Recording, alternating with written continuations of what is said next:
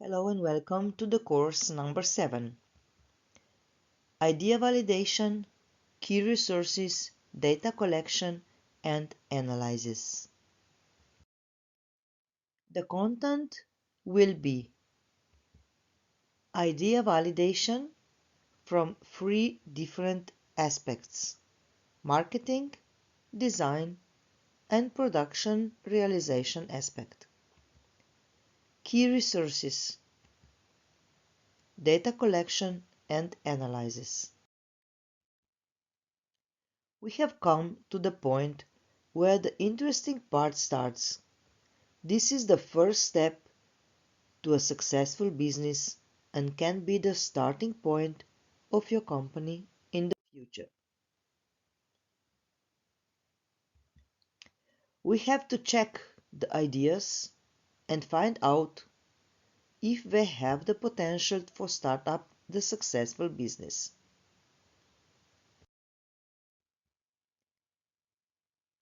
Below you will find some basic questions for each area to help you get started.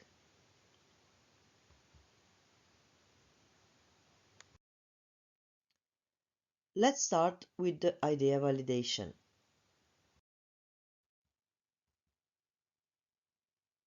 As we already said, we have to ask ourselves if the idea has market potential. Is it properly designed to be attractive to customers? Whether it can be produced. The goal is to create higher quality and useful products which are commercially interested, properly designed, and have market potential. So you have to look at your idea from the perspective of a marketing specialist, a designer, and a product manufacturer. Once you pop up with your idea, the final goal is to develop it to a commercially successful product or service. So, not just any product, but the product which has the potential. So, let's start with the marketing aspect. What we have to know about it. If there is no need for our product and we cannot sell it, then it is certainly not a commercially successful product. A good place to start is to ask yourself the following questions about your idea or product. How is it different? Your business idea doesn't need to be original, but you need to establish unique selling propositions. Is there a market and is it big enough? You need to ensure that there will be sufficient and sustainable demand to support your business. What is the business model? This should include an analysis of how your competitors have structured their businesses. Is the price right? Talk to your potential customers to find out whether your pricing is acceptable. What will stop others from copying you? Protect your intellectual property. Do you know your customer? Arm yourself with as much information about your target customer as you possibly can and listen to them at every opportunity. Can you make profit?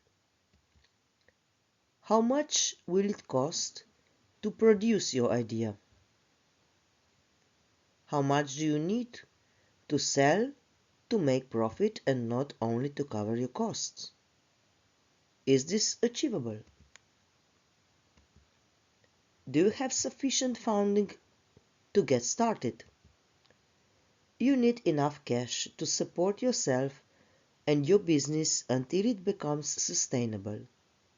If you do not have the founding in place, can you rise it? Do you have the necessary experience, attitude, and skills to pull it off? Even if you have the best idea in the world, without passion, drive, commitment, and vision, there is still a good chance of failure. Is there scope for growth? Can you upgrade your idea and diversify by adding new product or services, entering new locations, or improving your original proportions? So, these were the marketing aspects. Now we have to move to design. Good design is not just what looks good. It also needs to perform, convert, astonish, and fulfill its purpose. It must take into account both aesthetic and functional aspects. These are some actions which can serve as starting point to get a valuable evaluation of a design. You should not ask which one do you like best. A successful design communicates an idea. It doesn't matter if someone likes it more than another. Do not ask specifics such as, do you like these colors? This is a personal preference, and just because someone prefers blue to green, that doesn't mean this is the right choice for your design. Lay the design in front of the user. Do not say anything. After a while, ask a few questions such as, what is the primary message of this design? What was the first thing you looked at? What do you remember about the design? Watch the viewer eyes. Good design should guide the user so that upon a quick scan, they get the main message without reading the whole copy. If possible, sleep on it. When things look different to what you expect, the most common reaction is, no, that's not what I was thinking. Give it a day. It may grow on you. We all have expectations of how something should look like. So it is easy to get a negative impression. It is important to trust your designer.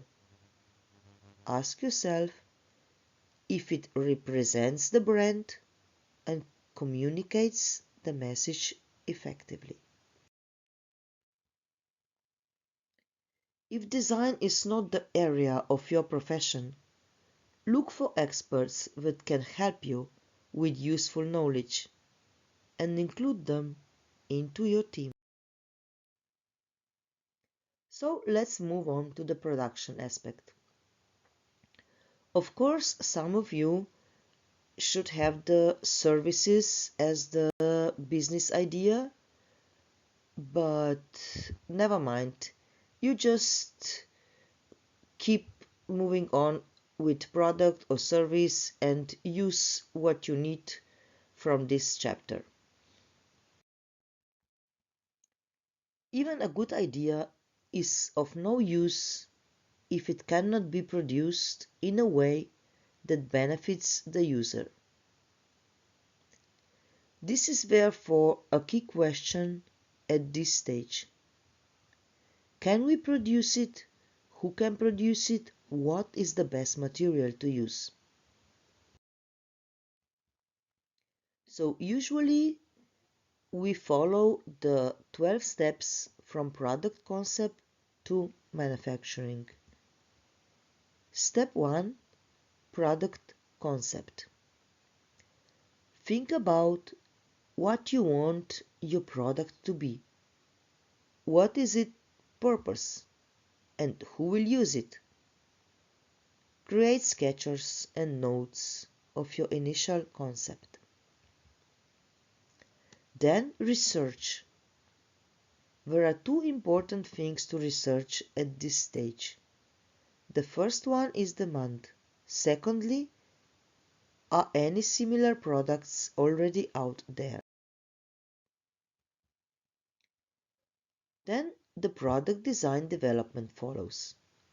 You should have a firm idea of your product's function.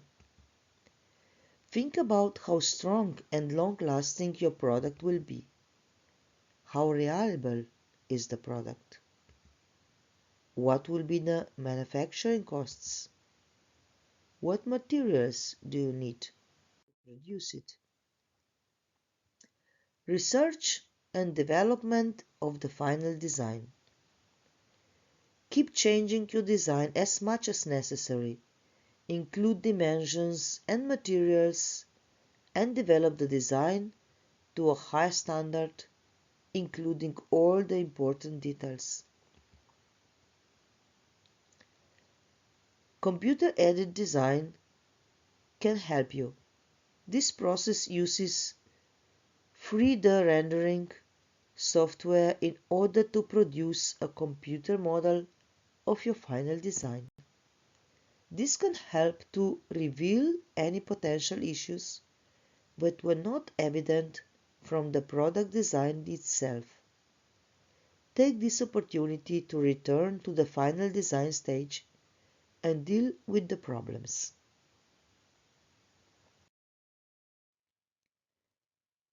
Computer-aided manufacturing follows. This is where you get to see a physical prototype of your product, manufactured by a computer-guided system. Then test it. Make sure your testing is thorough and critical. Do not be afraid to be honest with yourself about any problems that your design might have. This can only help you to improve the design in your end product. If you need to, go back to step 3 and apply the necessary changes. If prototype testing did not reveal any problems that need to be resolved, it is time to manufacture the product. At this point, you will have to decide on materials, batch numbers, and the manufacturer itself. Think about how to keep your costs low and at the same time maintain the desired quality. Assembly is the next step. Some important choices to make at this stage may involve future materials to be used. Glue, for example. You should think about the costs, however, do not forget that using low quality materials may negatively affect your sales. Do not let the quality of the product slip away by cutting corners.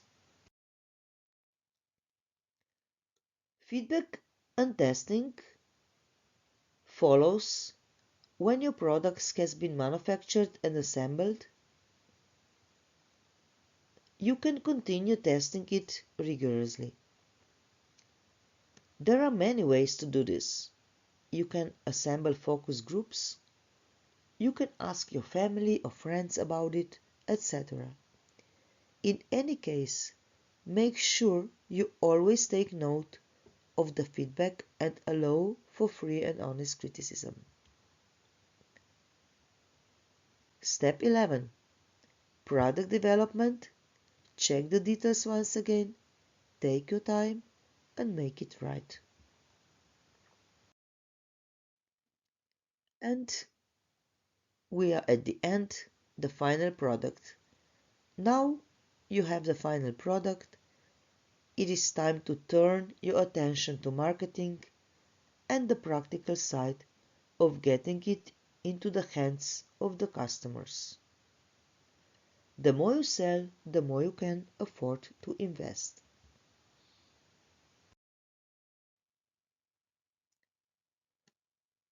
Of course, validating idea is a huge part, but also to start the business with resources is one of the most important things.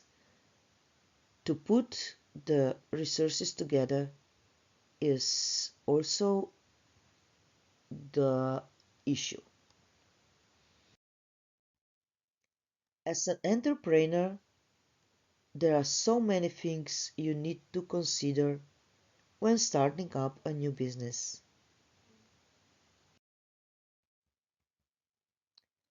5 essential factors you need to focus on are: team.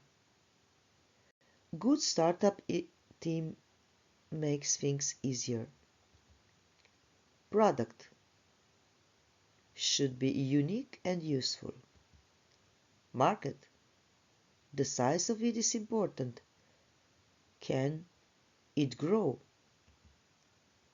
Business model. Canvas is the most used one. And the capital. How much do you need to start? These are 5 key resources to start the successful business.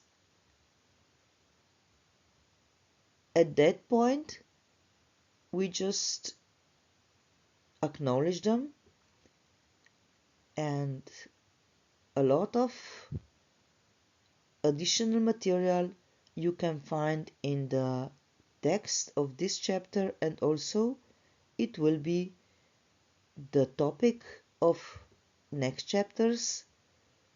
So let's move on to the data collection and analysis. We can decide to reveal already known data and search through various databases, or we can prepare our own research questionnaire or interview. You have to know very well everything about your competition, the market, potential customers, their habits and characteristics. Be creative and self-initiative. There is never too much data. Be active, curious, responsible, persistent. Do not give up. This is not an easy task, but it pays off. Try and trust. Do not worry if you fail at first attempt. You have learned a lot from it anyway.